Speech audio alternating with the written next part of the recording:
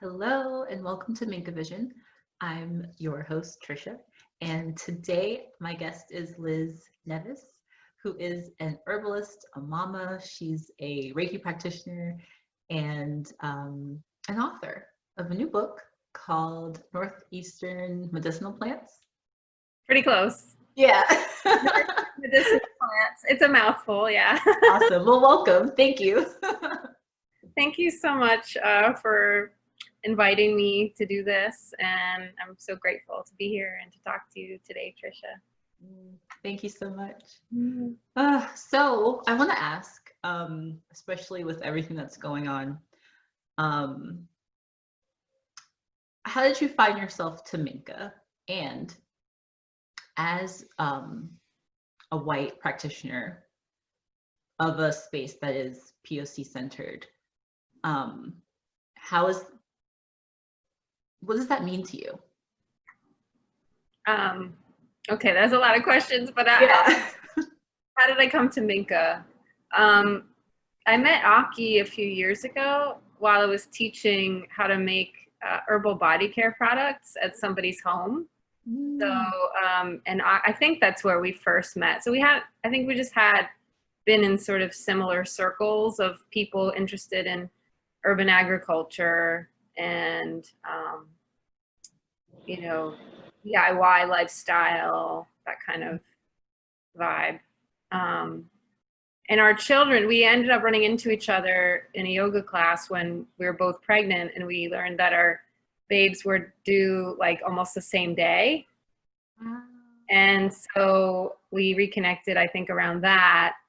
And then when our babes were little, they shared a babysitter. That is so sweet. Yeah. And now they're in the same class together at school. Aww. Wow. So it was a personal connection with Aki that connected me with MINKA. And it feels like an honor, to be a part of such a grounded space that's not just, healing and wellness in the ways that people perceive healing and wellness today. The love and light kind of, spirituality that can be very bypassing. It's the complete opposite of that. Mm-hmm. And so if I were to align with any place, it would be MINKA. I mean, it's just authentic and real and, humble, in all the best ways possible. So it feels like an honor, really. Yeah. Yeah, and I just want to thank Aki and MINKA for being the space that has really nurtured me in my spiritual growth, because especially now at this time, it's so important for us to show up fully in our authentic selves. And before I found MINKA, I was not that, and I'm just so grateful for, even last year, just doing the Undoing Racism training, which is required for MINKA practitioners. And I think before then, I didn't have the context or the language to explain how white supremacy has affected me personally. There was always this like abstract thing, and it was always this thing of, yeah, this is important, and there are people, out there who are fighting for this, and I support their work, but I didn't connect it to myself. And that's where the work starts, like grounding yourself in these issues, because it's what's swimming around. It's the energy that we're in, and I'm not the astrologer of the crew. Shout out to our astrologers. But, we're leaving the age of Pisces, and we were under that water. We were under this, like, the spell, and now that we're moving, into Aquarius, it's that that information. And right now, you know, we're all sharing, we're all talking, we're all, you know, hopefully asking the questions and having these conversations, because we can no longer ignore it in ourselves or outside, you know. Totally. And I really appreciate you bringing up the Undoing Racism course, because for me, that also was a big turning point. And I'm really grateful that MINKA practitioners are required to take that course. It's a starting point, and I'm really grateful for the People's Institute for Survival and Beyond, because they just, the way they facilitate is just so beautiful. The way that they ensure there's representation from sort of the four constructed races that we, you know, that have been constructed.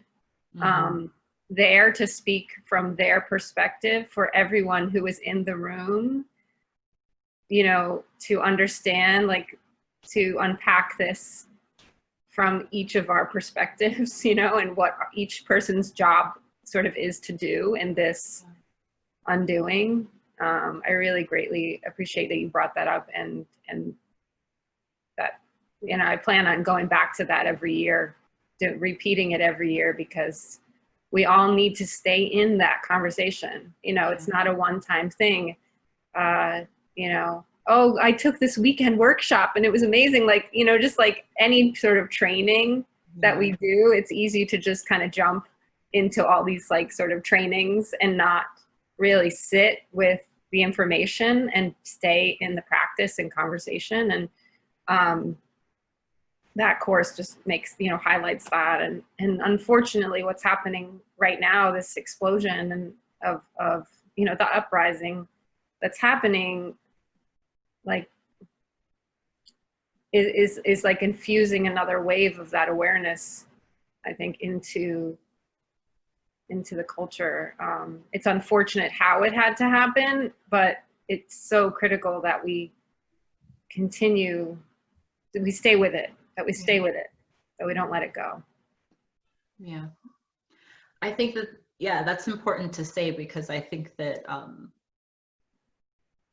I don't know who these people are, but there's some people who may have the perspective of, I want this to stop, let's go back to normal, you know, and this is our new normal. You know, we're moving through this, and we're moving through it together. And, you know, we get to tell our children that this is what we came here for. You know, we came here to create the heaven on earth that is what this world is supposed to be. You know, and it's not going to be pretty, and that's okay. Yeah. Yeah. Yeah.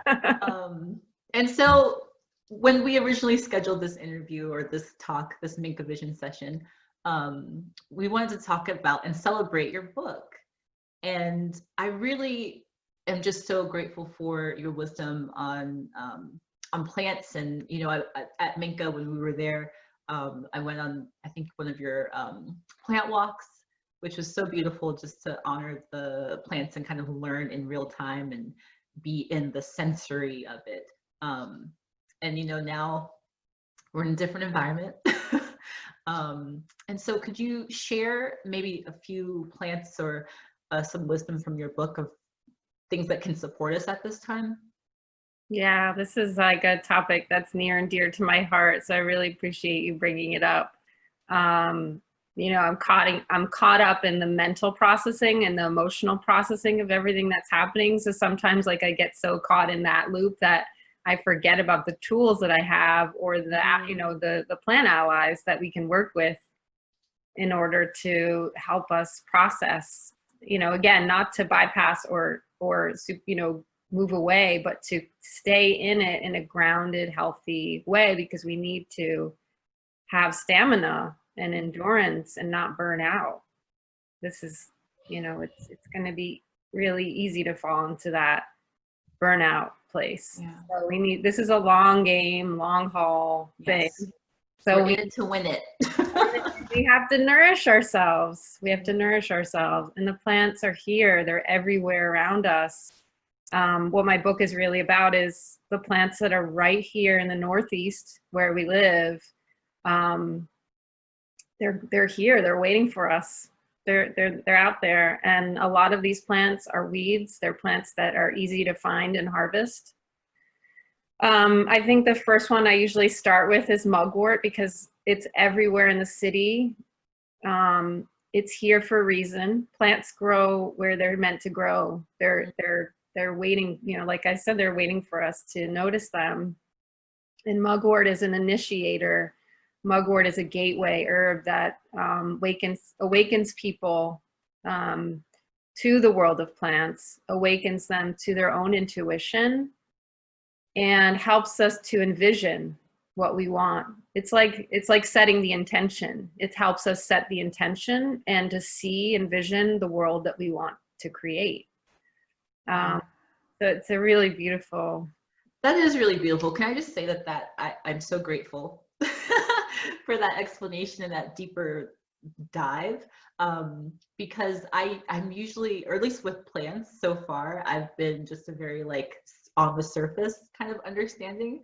And so when I think mugwort, I think dreams. And that's it. But what you just said was so beautiful. Thank you. Yeah. Yeah, I mean, I think we all fall into that, you know, it's easy to fall into that sort of like, this is for this and that is for that. Like that just is, it's just kind of natural, you know, that's how we remember. Yeah. We kind of just assign labels to things. And it's so easy. I do that too sometimes. Oh, this is the dream. This is the herb for dreaming, you know? Yeah. And herbs are like people. They have personality. They have a lot of wisdom. They have a lot of information. And each person has a different experience with each herb. So while I'm saying this about mugwort, someone else might say something completely different about it. Mugwort, yeah, that's the first one I would start with. One caution though, for anyone who's pregnant, not the herb to use internally. You can use it in a spiritual sense, and you can maybe use a little bit topically. One of my favorite ways to use mugwort is to infuse it in oil and make a balm, or even just use it as an anointing oil to rub on the third eye, just to sort of expand our awareness and our vision. Yeah, so I have that balm. I love it. Actually, I feel like I used it the other day and it was really intense. I think just with everything that's going on, but I could literally like feel like the pulsating on my third eye. So I was just like, oh, okay. And I think that's like everything, it's just like a sign of the times. Like everything is like hitting different now, you know? Yeah. Like there's just like this weight, like everything is just like substantial. Yeah, everything is magnified. I think, you know, with COVID, it's just magnified everything that we're experiencing. It's magnifying the, you know, all the injustices. It's magnifying all the ways in which our habits are so ingrained. And it's, you know, I think the plants are probably responding as well. You know, it's part of the earth. This virus is from the earth, and it's information coming directly from the earth, and we don't see it, but there's all this communication happening between the viruses, the bacteria, the plants, the animals, even our subtle bodies. We don't even notice that we are, you know, responding. We're all communicating in this network of information all the time. And I feel like it's heightened. Like you said, it feels like it's heightened. Yeah. Yeah. Can you actually, because what you just said made me think of the Pachamama Alliance. And the first time that I was introduced to Pachamama was through the Awakening the Dreamer Symposium, which was really beautiful. Can you talk a little bit about Pachamama and Brooklyn Pachamama that you are a co-founder of? Yeah, it feels funny to say a co-founder, but because Pachamama, for those who don't know, Pachamama Alliance is an organization that is rooted in the Amazon.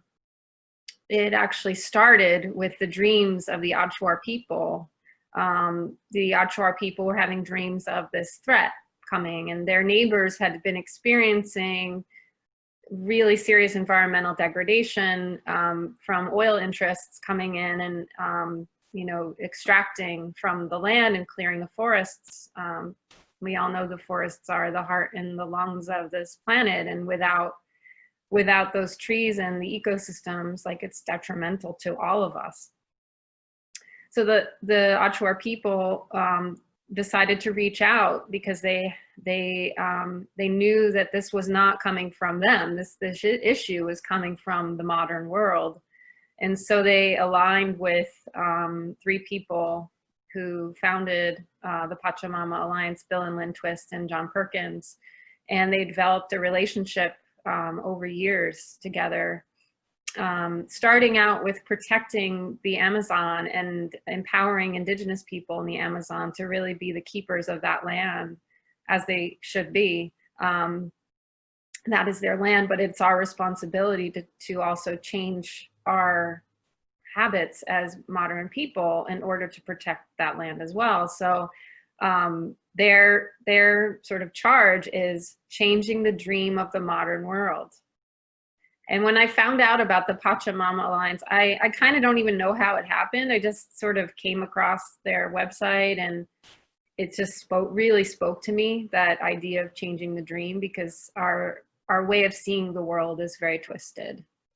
And it's also connected to what's happening with this upheaval, this uprising, and the way that we see ourselves and the world, and the way that we relate to the world is twisted. Yeah. So, so that really resonated and spoke to me very greatly. So I took the Awakening the Dreamer Symposium, and then I went on to do the Game Changer Intensive, which is an 8-week long program. And they also encourage people to do that over and over again, because the content changes, the people change. You meet interesting people with different perspectives from all over the world. It's an organization that helps to really just open the minds of people in the Western world mostly, but all over. There are Pachamama communities everywhere. And so when I co-facilitated the Awakening the Dreamer Symposium with 2 of the New York, New Jersey community members, it was just I just feel so grateful for that event, that opportunity to share the curriculum of the Pachamama Alliance, the messages, they really are striking at the root of the problems that we have, and really getting to the meat of healing, where we need to heal, where we need to shift. So yeah, thank you for bringing that up. And our little Brooklyn community is going strong. We're a very small group, but we are pretty tight knit, and we meet every other week pretty much. And just share. We just share about how we're feeling about the state of the world, you know, and all the interrelated issues that are sort of symptoms of the greater problem, which is our perception. Yeah. You know, this myth that we've all been taught, that we're separate from one another, that we are, that what we do doesn't have an effect on other people.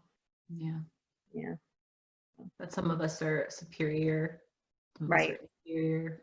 Right. Yeah. That one way is better than another. Yeah. That. Yeah.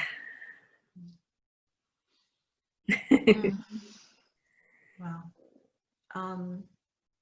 And so how does your work with Awakening the Dreamer and with dreams, and how does your practice inform your vision for the world?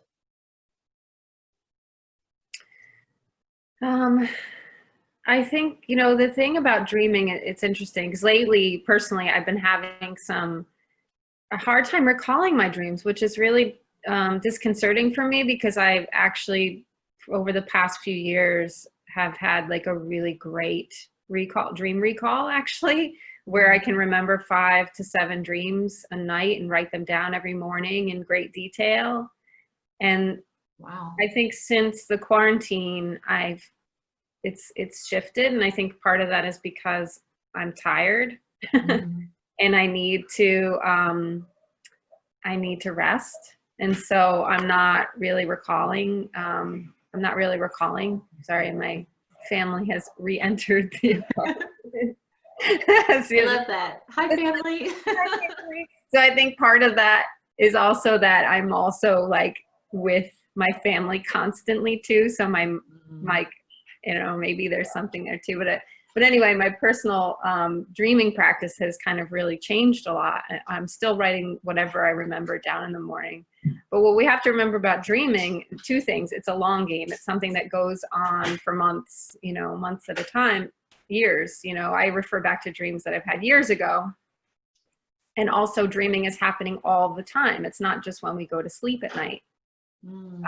It's when we get a glimmer of an image in our mind. It's when we hear something whisper in our ear. It's when we're outside with the plants and we get some kind of information. Dreaming is happening always. So my practice has shifted to be trying to be in the moments in between, tuned into that dreaming, and it really guides the way that I do everything. How I came up with my business, how I had the notion of having a child, like that is all part of the dreaming, because everything is dreamed before it becomes material reality. So it really is, it guides everything in my life. Yeah. Yeah. I think that's so beautiful. And I think even for Black people in particular, like we are a dreaming people.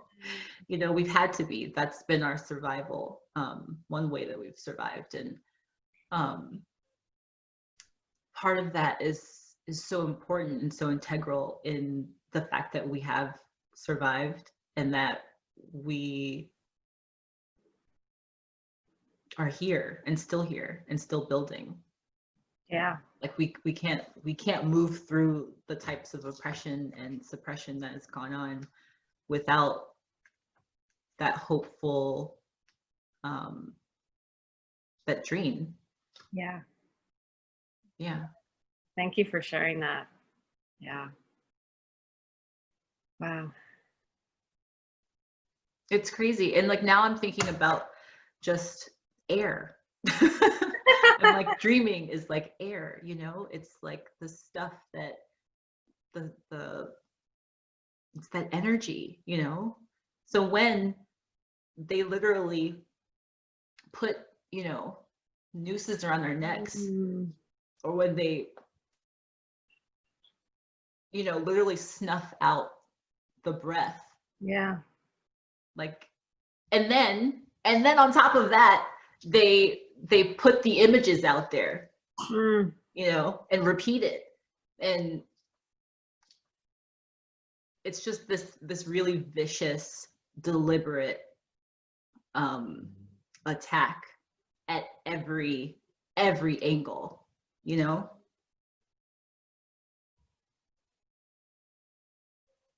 It's nuts. Yeah, that's the nightmare, it's in real time in yeah.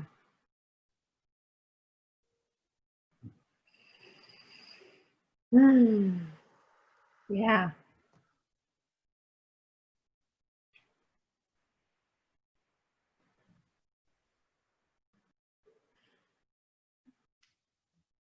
I don't even know what to say after that. Yeah.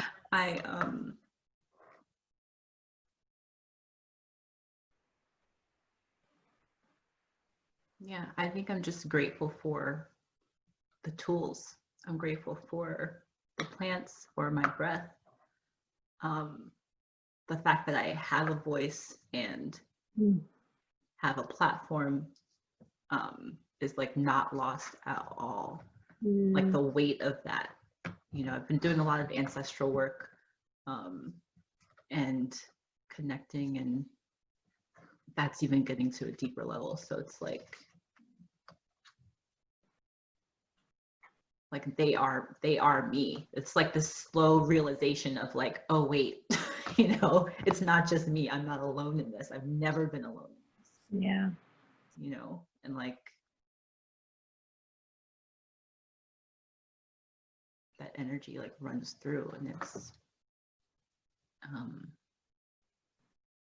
not making any sense, but yeah. No, I get it. I mean, yeah, it's hard to, it makes sense that it's hard to express. I mean, what you were just sharing is, you know, I'm just thinking of the throat and the communication and the being cut off and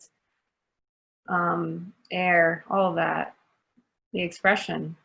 It's easy to become cut off, considering the ancestral damage, the ancestral wounding that lives here.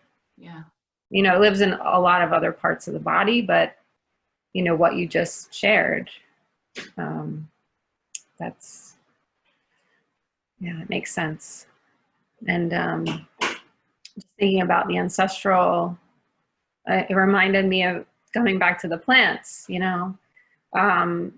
My friend Sokna Mabin, she's an herbalist in, well, she was based in New York and she's moved back to Michigan, but she's wonderful, beautiful human who has coined this term plant cesters.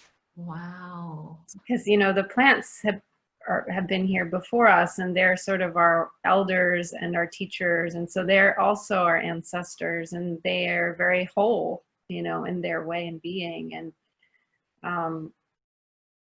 so even though our human ancestors have felt, you know, and we embody their trauma, it's, you know, inherited and passed down, we can also turn to the wisdom of the plants and the wholeness of the plants.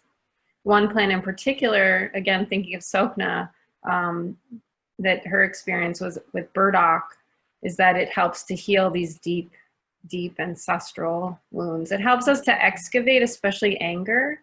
Wow. I did not know that. Yeah. I feel like I can picture Burdock because of the MINKA apothecary, so it's at the very top shelf.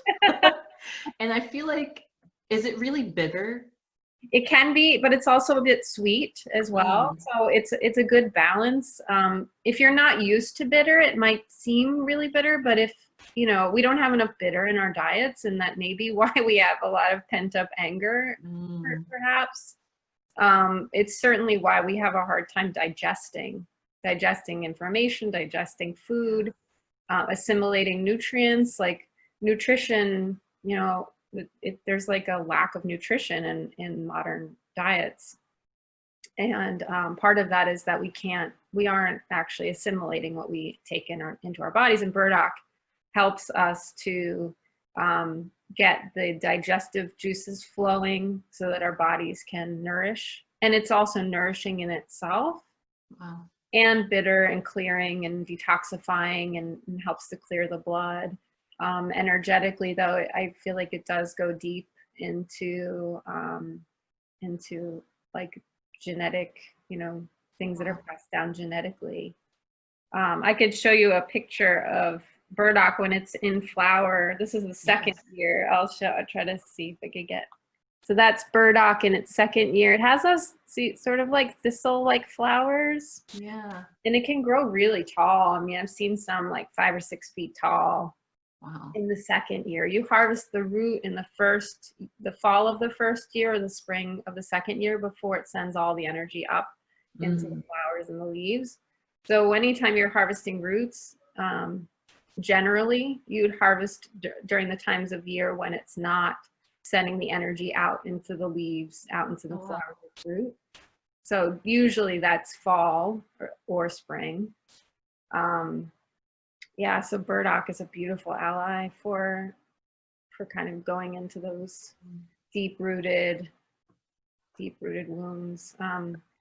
Another America, read Burdock. Everywhere, and it's funny because it's one of these plants that's called a weed, and people are trying to eradicate it. You know, I feel like there's a lot of an analogy between the plants, the way we treat the plants. Yeah. And our feelings and how we relate to each other. Yeah. You know, these Yeah. plants How here. some of us are good and some of us are bad, you know, some of us Yeah. are the beautiful flower plants and then some of us are weeds. And then also like native versus non-native, and like Mhm. these are the immigrant plants, you know, these are the plants that Wow. are introduced, and that were revered where they came from. They were honored and revered in the land that they came from. That's interesting. And That's now, interesting. yes. Yeah. Yeah, because I'm thinking about my parents, immigrants from Africa, West Africa, you know, there we're kings and queens. Here we're treated like like this. Yeah. Like it's really nuts. Yeah. It's so funny. Yeah.